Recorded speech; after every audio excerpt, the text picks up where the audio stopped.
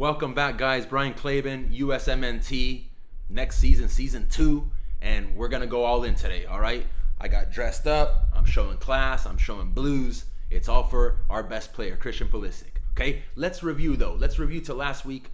I discussed some guys that I wanted nixed from the U.S. men's national team, guys that have already gotten their opportunities, or guys that just plain and simple aren't good enough, okay?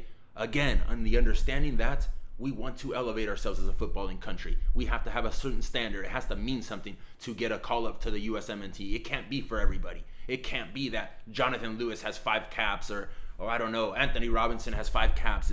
It's absurd to me. Okay? It has to mean something. We got to take it to the next level. That being said, I don't want to be a Debbie Downer again today. Let's talk about our best player. Am I discovering anything if I tell you Christian Pulisic's our best player? No.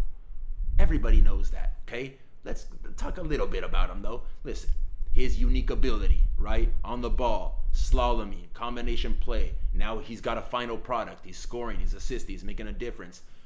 He is a complete package. He is soccer athletic, he is technical, he is smart, he understands the game. There's just so much that this guy's doing at such a young age, 21 years old. He's been doing it for over 4 years as a 17-year-old when he took and came onto the scene at Borussia Dortmund, all right? His skill set now, guys, I enjoy myself. I click the TV controller. I watch NBC Sports Network, TUDN, whatever channel is showing Chelsea now down this stretch. I think we all enjoyed it. I think we all saw that he put his team on his back, elevated him to Champions League football, took him to the FA Cup final, tore his hammy. Hopefully it's nothing that serious. We knock on wood, he'll be back soon. But the second Christian was out of that game, you saw the value he had to Chelsea. They didn't seem dangerous. You saw the momentum completely swing, and it was going to be the Gunners to lift the FA Cup, and that's what happened. All right? I think he has the same or more value when he comes to the U.S. men's national team. He is our guy. He is our match winner. He is our Lionel Messi. I'll get to that analogy later down in this episode.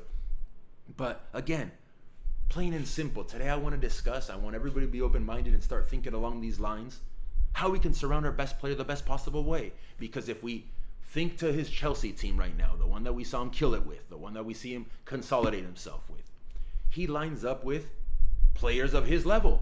He lines up with players that speak the same soccer language as Christian. He has Giroud at the 9, World Cup winner. Giroud played in all 7 matches, okay, in Russia 2018 and route to the title. He wasn't the star of that team either, okay? That was for Mbappe or Antoine Griezmann or Paul Pogba, whoever you want to pick. But he lined up every single match. He contributed heavily in that World Cup title. And we see his skill set. He's a typical 9, strong, hold up play, gets himself in the box, finishes plays.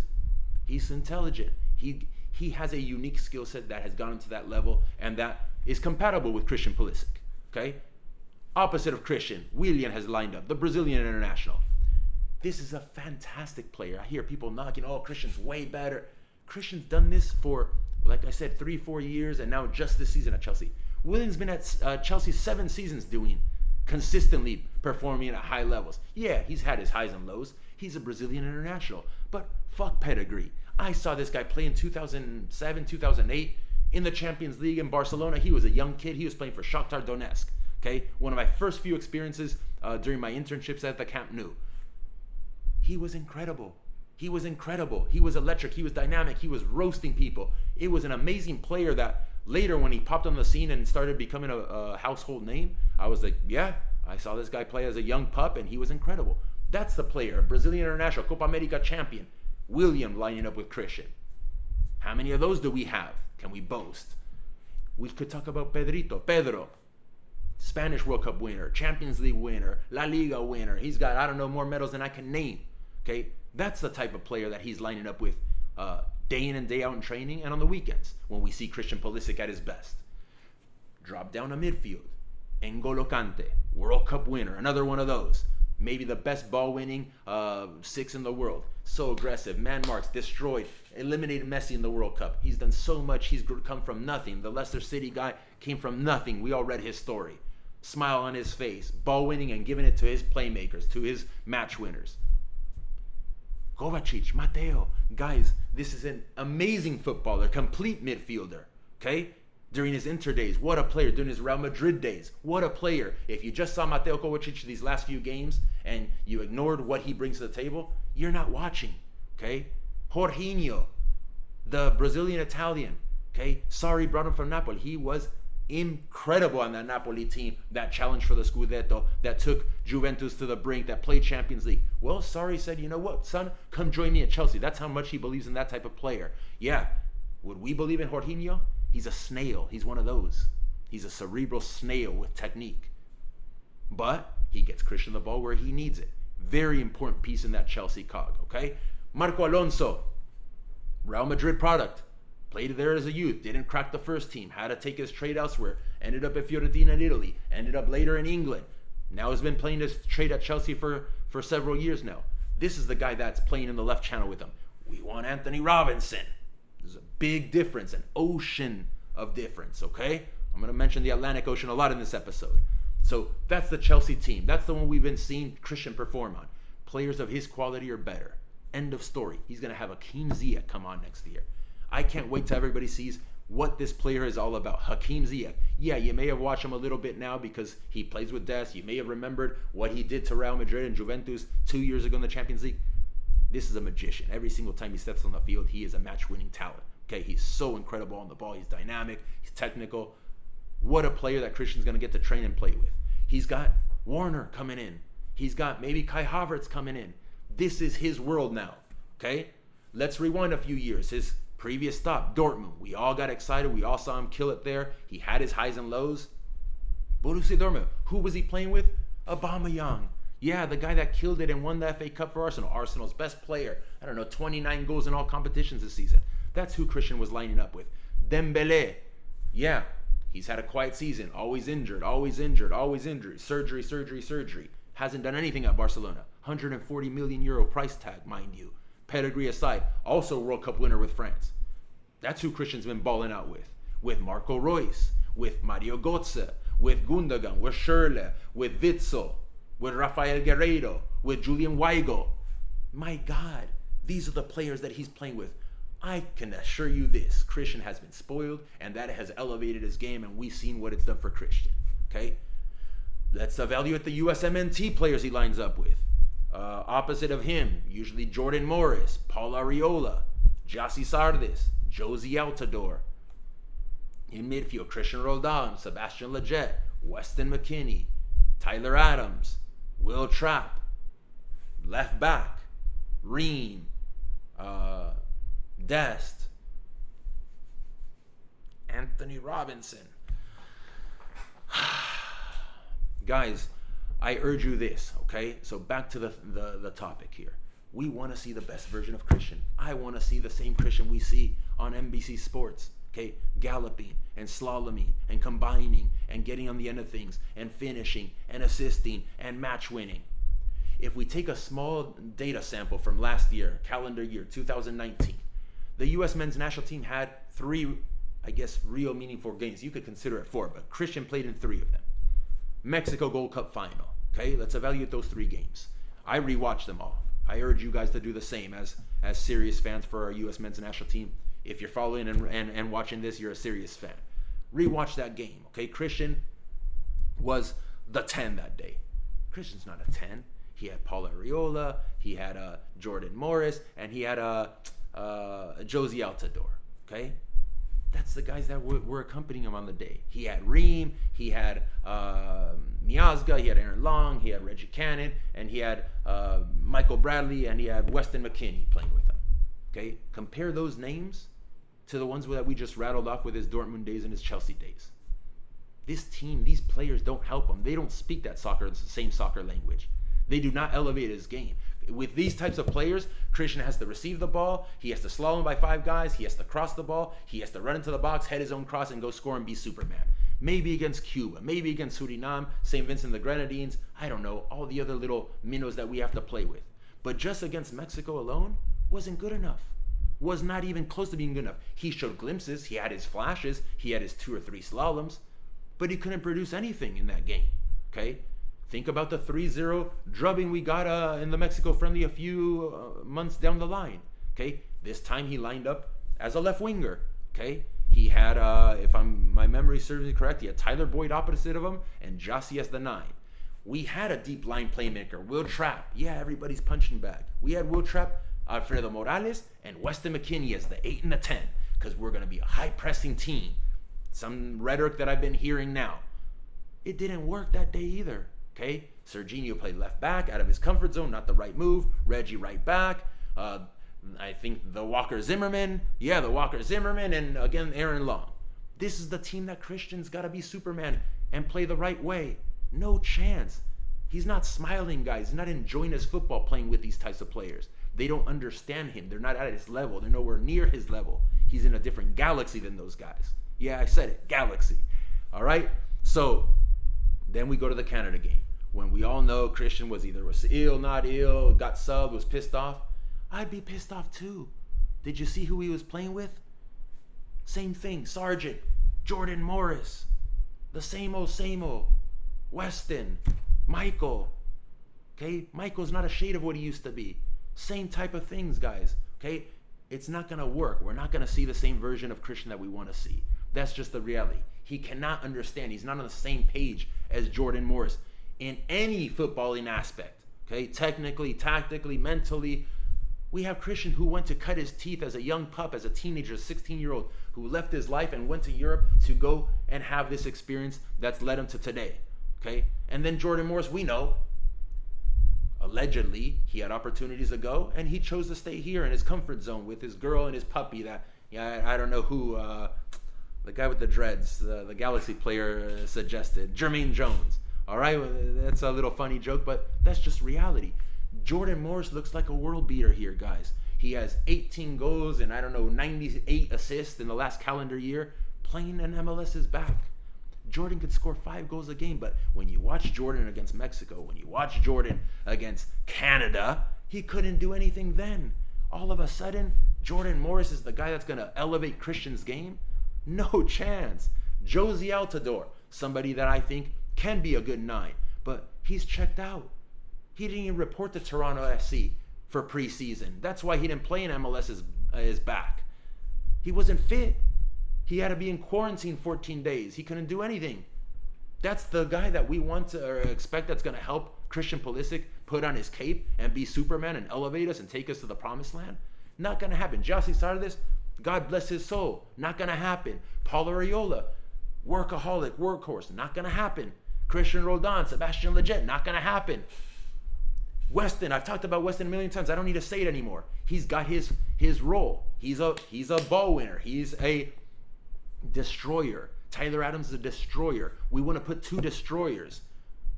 Christian needs more players to attack, to feed him the ball, to get him the ball in the right moments, in the right places, to combine with him, to speak the same soccer language. Hey, by the way, Tyler and Weston, phenomenal players, good at their craft, at destroying. We don't need 2 destroyers. We don't need that, guys, to get to the next level. We need soccer players to help Christian Pulisic. That is the reality, and I think I've been beating this drum. I hope you guys are starting to maybe understand a little bit the needs of our superstar player, Christian Pulisic. Because if not, this is what it's going to lead to, guys. I've seen the movie before, and I'm going to give you another analogy. Christian is not Messi, but he is the closest thing to being our Messi. Okay? He is our match-winning talent. Messi at Barcelona is one Messi. Messi in Argentina is another Messi. And there's knocks that he's never won anything, that he's a choker, that he has no heart, he's cold-blooded. Everybody kills him historically. He's starting to be more appreciated in Argentina. But historically, fans, media, everybody crushes Messi. And Messi's lining up with super phenoms around him, with Sergio Agüero, with Angel Di Maria, with Mascherano, with all these super cracks around him, okay? He's got support. Way more support than Christian does. But soccer is a collective sport. It's not just the individual. The individual can't do anything when you get to the higher levels. When Tata Martino game plans and forces it to Aaron Long and forces the ball away from where Christian's going to be, he eliminates Christian. Christian gets 5 touches in good areas per half or even per game at times. I don't know. I haven't looked up those statistics. But I'm sure a lot of you guys will go and run and do that for the rest of the soccer population here. You have to understand Christian needs to surround better. So, Brian, what's a solution? I gave a blueprint of how we can do things better. I talked about the U20, having a base of 4, 5, 6, 7 guys from that team, that special team, that team that has real talents. It's not the overhype that we've had in the past. I talked about Chris Richards, how important it is to have Chris Richards integrated now. Okay? Not going to go into detail. Talked about Serginho Dest, how important it is now to have Des as the right back, not the left back, the right back, okay? But the reality is, Serginho wouldn't be where he is if he didn't get debuted, if he didn't play and perform at Ajax. So Chris Richards, because he hasn't played, isn't ready in a lot of people's eyes. He's ready. He's ready to go, guys. Okay? Who else from the U20 team? Timo Weah. Timo Weah's got to get integrated. I know.